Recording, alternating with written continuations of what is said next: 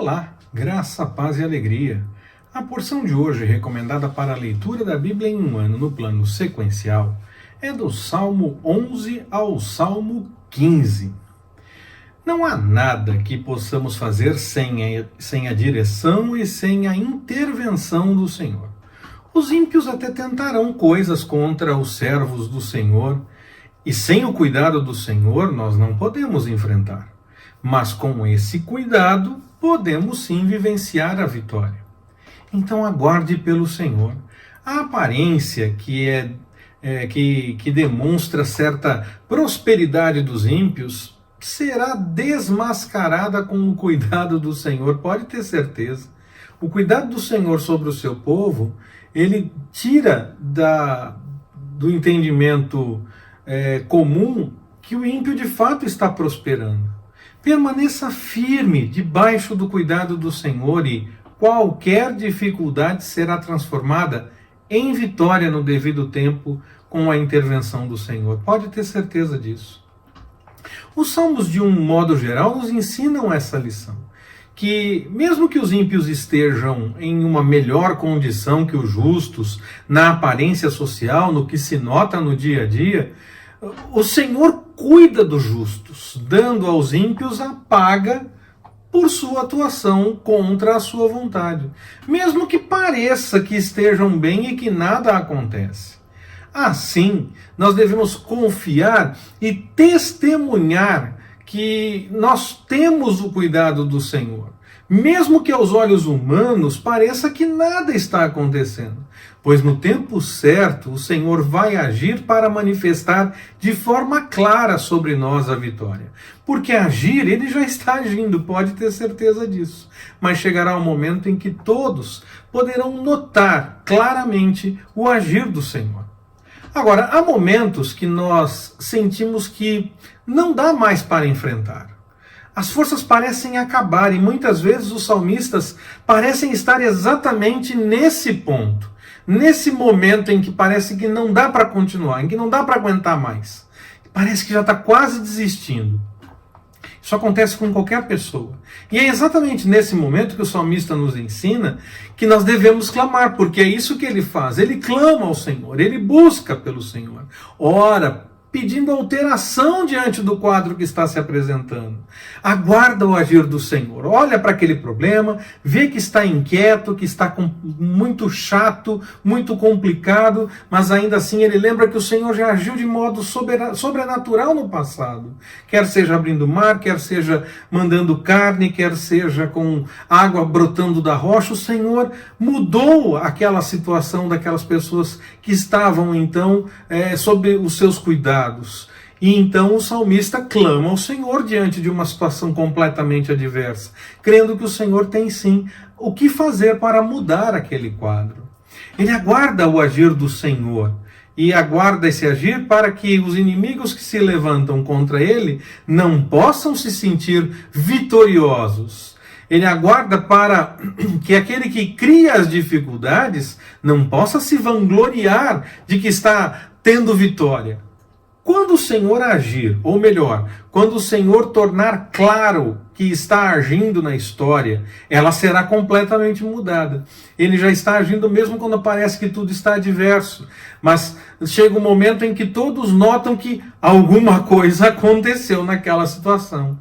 E aí então haverá vitória. E aqueles que se levantam contra aquele que está debaixo da vontade do Senhor terão que mudar de opinião ou vão enfrentar as consequências. É assim que os salmos nos mostram.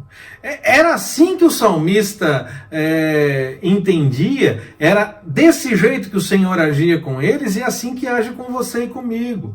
Não há dificuldade que possa ser criada por qualquer pessoa ou qualquer situação que possa acontecer que não possa ser resolvida pelo Senhor. Fuja do pecado, então, e deixe o Espírito Santo guiar a sua vida. E não há dificuldade, pode ter certeza. Mesmo que ela pareça sem solução possível, não há dificuldade. O Senhor é contigo quando você está buscando a vontade dele. Há muitos anos, há quem queira definir que não há Deus. não é coisa atual, não é coisa dos nossos dias. Alguns dizem que filósofos do século passado, ou do século imediatamente anterior ao passado, dizem que esses filósofos mataram Deus. Mas essa tentativa de dizer que não há Deus, os salmos nos mostram que não tem nada a ver com esse século passado ou imediatamente anterior ao que nós estamos, é uma situação de fato já muito mais antiga, já acontece há muito tempo. Os salmos foram escritos muito antes desses filósofos mais moderninhos que parecem ter matado Deus. Eu acredito que quanto mais o amor se esfria nos corações humanos no correr dos anos, mais há tentativas nesse sentido de mostrar que não há Deus. E é claro, em nossos dias nós vemos cada vez mais pessoas tentando dizer que não há Deus, tentando provar por A mais B que a realidade é que não há Deus e fim de papo. Eu entendo que para acreditar que não há Deus é necessário mais fé do que para acreditar que há Deus. Eu entendo que aqueles que não acreditam possuem ainda mais fé do que aqueles que acreditam. Porque como é que vem de um nada existencial, de uma eternidade de nada, e em determinado momento alguma coisa acontece sem nenhuma mente inteligente por trás? Se as pessoas acham que a forma como a Bíblia relata não pode esclarecer totalmente, nós já conversamos sobre isso quando falamos a respeito da criação, lá no livro de Gênesis. O texto da criação era uma forma de contar o que aconteceu, ainda que não se dissesse literalmente como as coisas aconteceram. É uma história para que se possa ter uma noção de como os eventos se desenrolaram. Então, como é que se pode vir de um nada para o que nós temos hoje, com tanta organização, com tantas coisas em ordem, sem ter uma mente inteligente por trás de tudo isso? É preciso muito mais fé.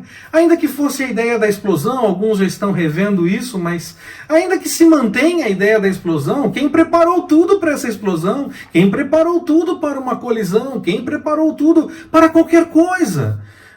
Como é que passou a existir o tempo? Veio de um nada para começar a contar o tempo? Como é que se vem de uma eternidade de nada para começar a se contar o tempo? É aí que eu encontro Deus. É nessa situação que eu vejo Deus de fato. Que eu entendo então que há Deus sim, que há essa mente inteligente por trás de todas as coisas e que preparou, quer no correr da história mesmo, ou de forma totalmente literal com o que nós lemos no texto bíblico, ou de uma forma que possa ser investigada por ciências e experimentos. Eu entendo que Deus agiu por trás de tudo isso e preparou todas as coisas, porque se eu tirar Deus dessa equação, eu entendo que eu preciso ter muito mais fé do que acreditando que de fato há Deus, porque eu não consigo conceber um nada que surja alguma coisa. É necessário ter algo por trás de tudo isso, e eu entendo que é aí que há Deus. E eu entendo então que sim, há Deus, o nosso Deus. E Ele cuida de nós, nos dando livramento das dificuldades, ou ao menos nos dando força para que possamos enfrentar essas dificuldades e possamos ter vitória no Senhor, no devido tempo. Só confiando no Senhor realmente e agindo de maneira adequada em nosso relacionamento tanto com Ele como com o nosso próximo, de forma a dar testemunho dessa nossa postura, dessa nossa confiança nas coisas do Senhor, é que nós poderemos habitar no tabernáculo do Senhor, poderemos habitar no seu santo monte. Que o Senhor nos abençoe. Forte abraço, até mais, permitindo o Senhor.